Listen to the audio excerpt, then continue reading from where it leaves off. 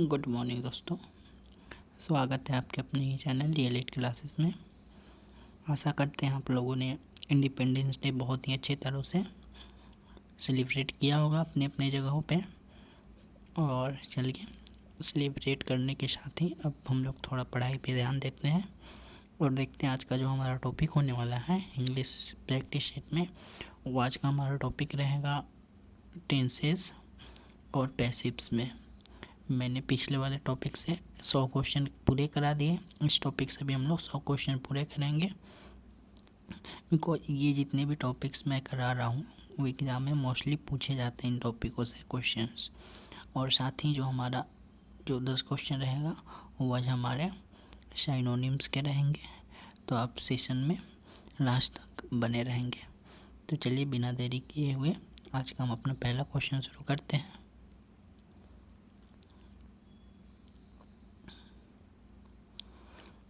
आज का हमारा पहला क्वेश्चन है, when I last talk to him he dash English. When I last talk to him he dash English. चलिए फटाफट से करेक्ट आंसर आप कमेंट सेक्शन में करेंगे। यस, इससे आपको क्या थोड़ी सी हिंट्स मैं दे रहा हूँ कि जब मैं लास्ट में मिला था तो क्या हुआ, अभी यहाँ पे कंप्लीशन की भावना नहीं थी। समझ रहे हैं ना सेंटेंस की। चलिए फटाफट से करेक्ट आंसर आप कमेंट सेक्शन में करेंगे। यस, तो चलिए देखते हैं। और हाँ, ये क्वेश्चन जो हैं आपको पता ही है, मैंने बता रखे हैं, टेंस से है और पैसिव वॉइस से है। तो इसमें आपका जो टेंस है वो एकदम बिल्कुल क्लियर होने चाहिए। तो चलिए देखते हैं इसका करेक्ट आंसर क्या हो जाएगा हमारा क्वेश्चन नंबर 1 का। When I last talk to him he was studying English, यानी करेक्ट आंसर क्या हो जाएगा हमारा ऑप्शन सी। चलिए क्वेश्चन नंबर 2 है, I meet her at yesterday's party. I meet her at yesterday parties but I dash her by sight for years before that. But I dash her by sight for years before that. चलिए थोड़ी सी दिमाग लगाइए और answer आपके सामने। तो चलिए देखते हैं इसका करेक्ट आंसर क्या हो जाएगा। थोड़ी सी hints, I met her at yesterday party, ये पास्ट की बात हो रही है ना। तो यहाँ पे विल हैव नॉन तो होएगा नहीं, हैड बीन भी नहीं होएगा हमारा, और हैव नॉन भी नहीं हो जाएगा हमारा। क्या हो जाएगा, but I had non by sight for years before that, यानी करेक्ट आंसर क्या हो जाएगा हमारा ऑप्शन ए। चलिए क्वेश्चन नंबर 3 है हमारा, by 2010 scientist surely dash a cure for cancer. By 2010 scientist surely dash a cure for cancer. यहाँ पे मतलब थोड़ी सी हम यहाँ पे सॉरी चाहेंगे कि मान लीजिए ये जो क्वेश्चन है अपने से आगे का सोचिए। जैसे ये डेट है ना 2010, यानी कि आप इसको 2030 मान के चलिए, ठीक। By 2030 scientist surely dash a cure for cancer. समझ गए, मतलब अभी के डेट से आगे का सोच के चलिए, उसके बाद उसके हिसाब से आप आंसर करेंगे। चलिए तो अभी आपको इनफ टाइम मिल गया है, तो चलिए देखते हैं इसका करेक्ट आंसर क्या हो जाएगा। By 2030 scientist surely will have discovered a cure for cancer, यानी करेक्ट आंसर क्या हो जाएगा हमारा ऑप्शन सी।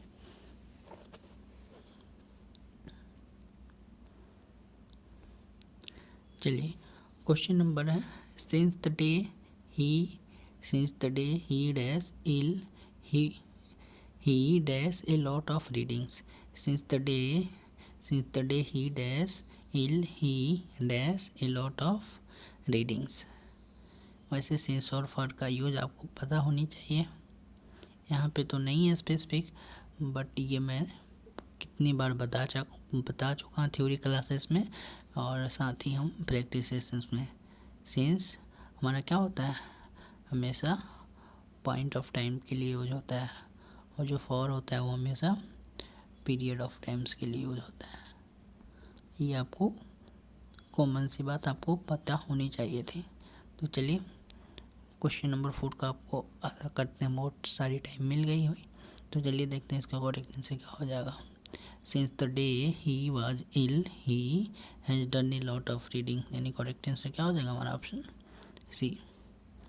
चलिए क्वेश्चन नंबर 5 है, what's the time, I am sorry I dash my watch dash. ये थोड़ा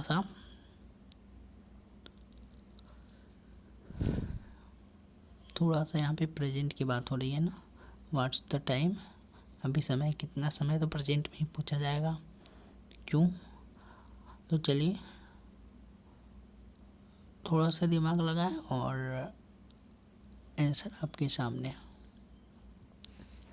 यस, तो प्रेजेंट में पूछ रहा है तो कांट टेल तो होएगा नहीं, यहाँ पे कांट में हम जवाब नहीं दे सकते। डिडंट नो पास्ट में होएगा नहीं, और डोंट नो ऑप्शन सी और डी दोनों में है। बट क्यों नहीं दे सकता, I am sorry I don't know because my watch has stopped. Had नहीं होगा पास्ट में, जस्ट अभी प्रेजेंट की बात हो रही है ना, यानी हमारा क्या हो जाएगा ऑप्शन हमारा सी। चलिए क्वेश्चन नंबर 6 है, ही dash in the library every night for the last 2 months। He dash in the library every night for the last 2 months। इस पे ध्यान दीजिएगा,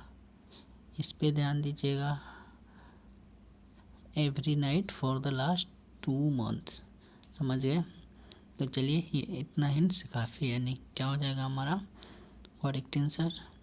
ही has been studying in the library every night for the last 2 months, यानी correct answer क्या हो जाएगा हमारा option D. चलिए question number 7, has been studying कब का यूज करते हैं, जब कोई काम स्टार्ट तो हुआ है बट कंप्लीशन नहीं हुआ है, समझ रहे हैं ना। चलिए question number 7, last Sunday we dash out of the house where we dash for 5 years। Last Sunday we dash out of the house where we dash for 5 years।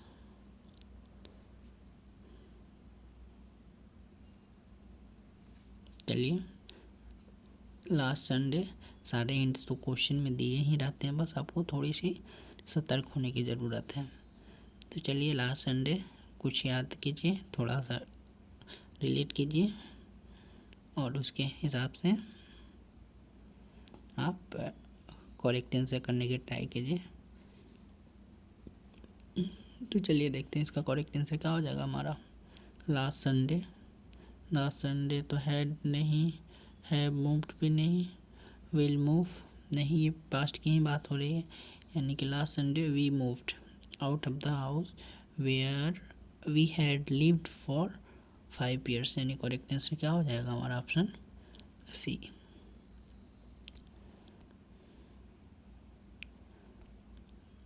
Question number 8 है, we spent hours talking about what we dash since we left school.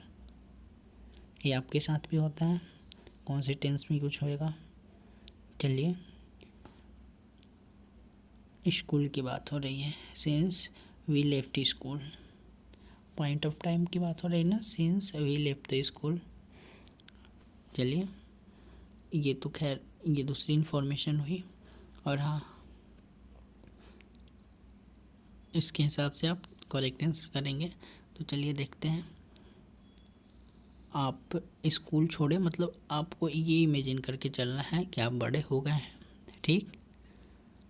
मतलब school छोड़ दिया यानी कि आप school से pass out हो गए हैं, अभी यूनिवर्सिटी में है, तो ये क्या पास्ट की ही बात होगी, है कि नहीं। तो यानी करेक्ट आंसर क्या हो जाएगा हमारा, we spent hours talking about what we had been doing since we left school, यानी करेक्ट आंसर हमारा ऑप्शन बी हो जाएगा।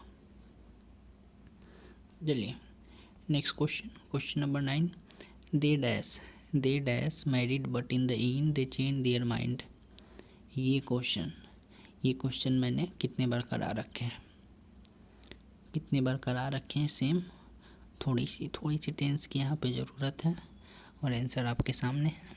अगर आपका टेंस क्लियर नहीं है, आप थ्योरी वाले क्लास पूरा कीजिए या किसी भी बुक से कहीं से भी आप पहले टेंस को और वॉइसेस को क्लियर करके आइए, फिर ये सारे क्वेश्चन अटेम्प्ट करेंगे। आशा करते हैं ये टेंस और वॉइस आप पैसिव वॉइस जो है आप अच्छी तरह से पढ़ लिए होंगे।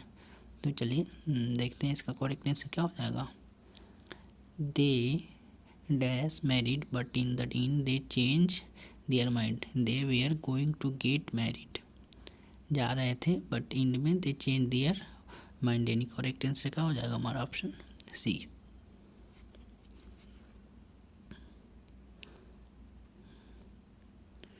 क्वेश्चन नंबर 10 है, वुड यू लाइक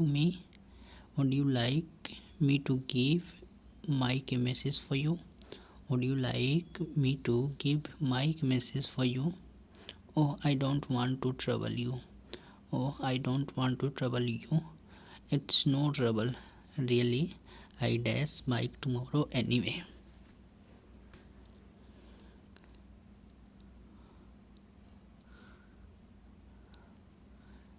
समझ आ गया। थोड़ी सी फ्यूचर की बात हो रही है और फ्यूचर की बात करने के लिए थोड़ी सी हम प्रेजेंट का यूज करके भी हम क्या करते हैं, फ्यूचर को हम रिप्रेजेंट कर सकते हैं, है कि नहीं। यहाँ पे फ्यूचर की तो बात हो रही है, तो चलिए देखिए इसका करेक्ट आंसर क्या हो जाएगा। यस, तो देखते हैं इसका करेक्ट आंसर क्या होता है। It's no trouble really, I am seeing Mike tomorrow anyway. कल की बात हो रही है, anyway but I am seeing, जैसे PM is going to be land, is going दिख रहा है ना, यहाँ पे बात इज की बात हो रही है ना, और इज हमारा क्या सिंपली प्रेजेंट टेंस में यूज होता है, बट फिर भी PM is going to be next morning या नेक्स्ट वीक ऐसे करके, तो ईज का यूज करते हुए भी हम फ्यूचर को यहाँ पे दर्शा रहे हैं ना।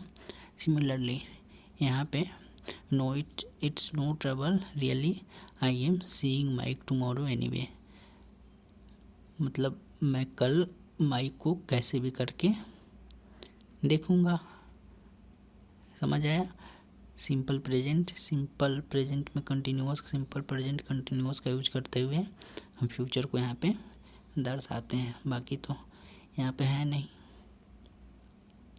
चलिए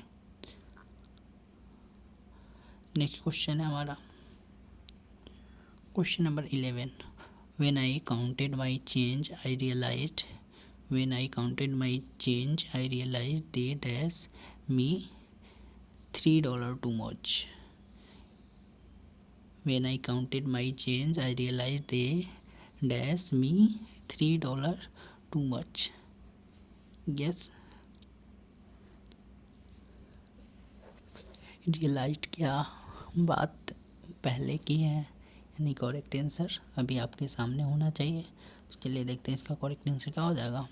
When I counted my change, I realized they had given me $3 too much, यानी करेक्ट आंसर क्या हो जाएगा हमारा ऑप्शन बी। चलिए क्वेश्चन नंबर 12।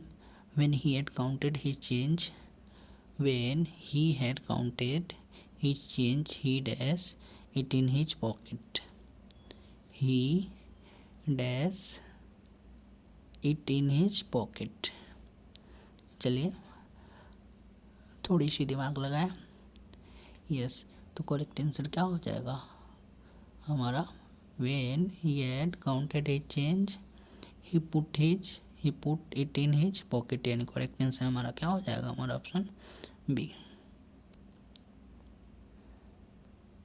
चलिए क्वेश्चन नंबर 13 है। As soon as she dash out of bed she got dressed.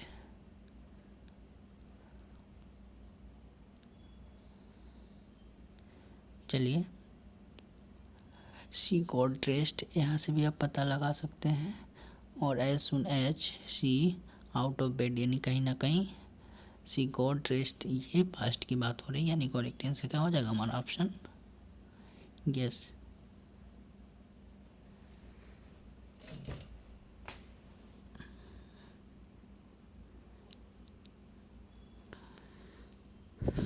इतनी देर में आंसर करते हैं आपका आंसर आ गया होगा। तो चलिए देखते हैं इसका करेक्ट आंसर क्या हो जाएगा। As soon as she had got out of bed she got rest, यानी करेक्ट आंसर क्या हो जाएगा हमारा ऑप्शन ए। चलिए नेक्स्ट क्वेश्चन है हमारा। In a fortnight's time in a fortnight's time they dash their exams, in a fortnight times they dash their exams.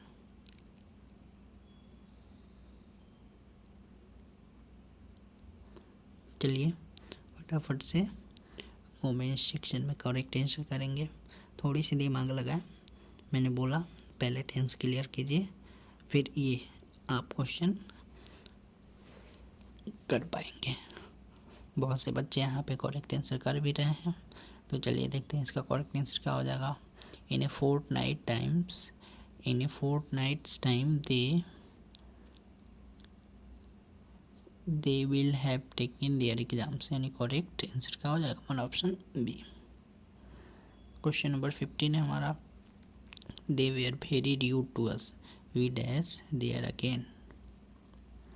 जब rude होंगे, आप क्या होते हैं कहीं भी जाते हैं, मान लीजिए रेस्टोरेंट में ही जाते हैं और आपके साथ गलत व्यवहार करते हैं, ठीक, तो आप क्या करते हैं, बहुत ही बुरे लोग थे वहाँ पे और हम लोग आगे से कभी नहीं जाएंगे वहाँ पे, समझ गए ना।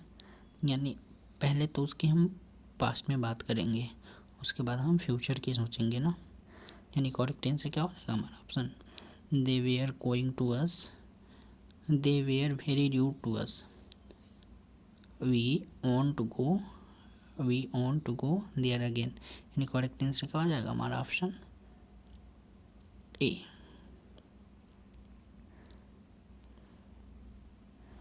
चलिए क्वेश्चन नंबर 16 है हमारा।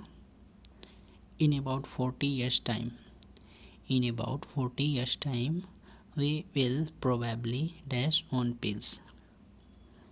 यस, बात भी हो रही है साइंस में कि जो हमारे खाने की ज़रूरत है एनर्जी की, वो थोड़ी सी एक खुराक में, पिल्स में, दवा के रूप में विकसित कर ली जाए।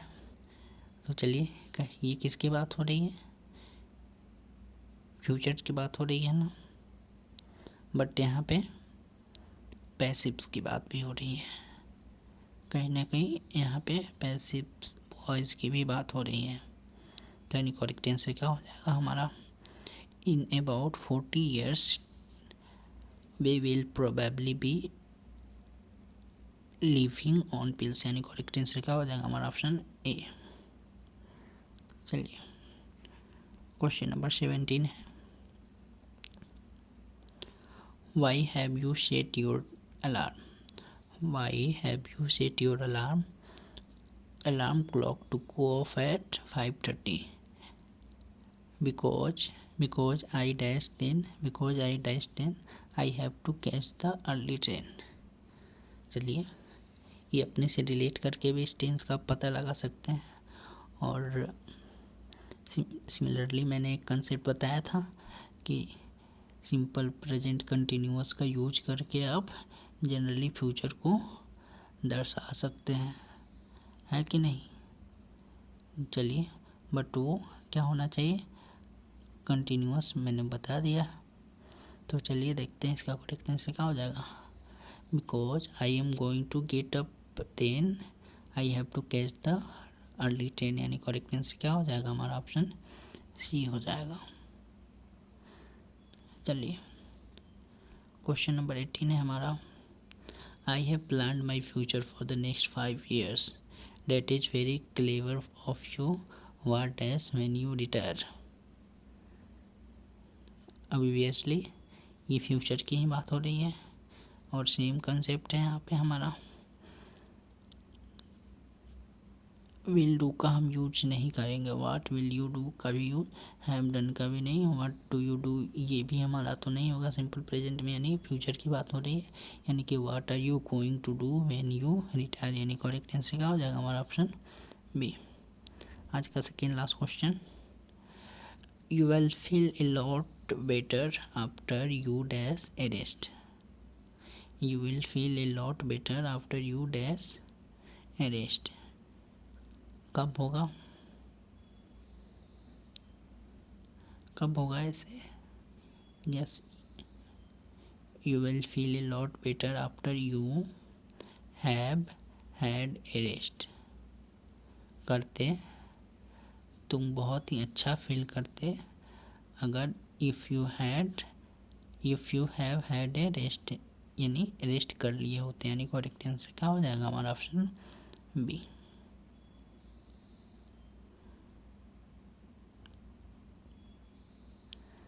चलिए आज का लास्ट क्वेश्चन है हमारा, उसके बाद आपको पता ही है हम लोग नेक्स्ट इस क्वेश्चन के बाद 10 क्वेश्चन जो हैं वो साइनोनिम्स के भी करेंगे, तो आप सेशन में बने रहेंगे। तो चलिए देखते हैं आज का last question. Next August while you dash for your exams I dash on a Mediterranean beach। थोड़ा सा रिलेट कीजिए, अगस्त है, कल ही आपने इंडिपेंडेंस डे मनाया और आज ये आपके क्वेश्चन आपके सामने है, वो भी लास्ट क्वेश्चन के रूप में, तो ये क्वेश्चन तो आप गलत करेंगे नहीं। यस, तो चलिए नेक्स्ट अगस्त while